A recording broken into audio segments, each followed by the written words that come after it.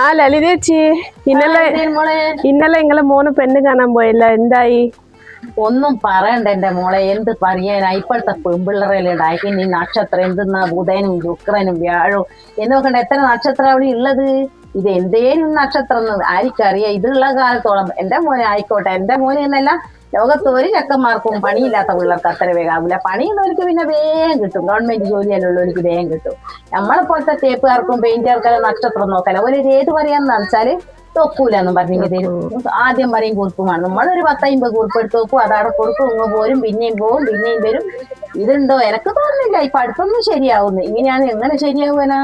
ഒന്നും ശരിയാവുന്നു തോന്നുന്നില്ല മോളെ. അല്ല ലളിതേച്ചി, പ്രേമിക്കുന്ന ആൾക്കാർക്ക് നക്ഷത്രം പ്രശ്നങ്ങളൊന്നും ഇല്ലല്ലോ. സുഖമായിട്ട് പ്രേമിക്കുന്ന, കല്യാണം കഴിച്ച് ജീവിക്കുന്നേ. നമ്മൾ ഇങ്ങനെ പെണ്ണ് നോക്കി പോകുന്ന ആൾക്കാർക്കല്ലേ നക്ഷത്രം പറഞ്ഞ് നടക്കുന്നേ. എന്ത് കഥയാത്? ശരിയാ മോളെ, പ്രേമിക്കുന്നവർക്ക് ഒരു പ്രശ്നമില്ല, ഒരു സുന്ദരമായി ജീവിക്കുന്നുണ്ട്. അല്ലാത്തവർക്ക് നക്ഷത്രം ഒരു ഏതു തന്നെ വേറെ എന്ത് ഒരു ഏത് പറയല്ലേ, നമ്മക്കിപ്പൊ അറിയല്ലോ എന്തെന്നാണ്.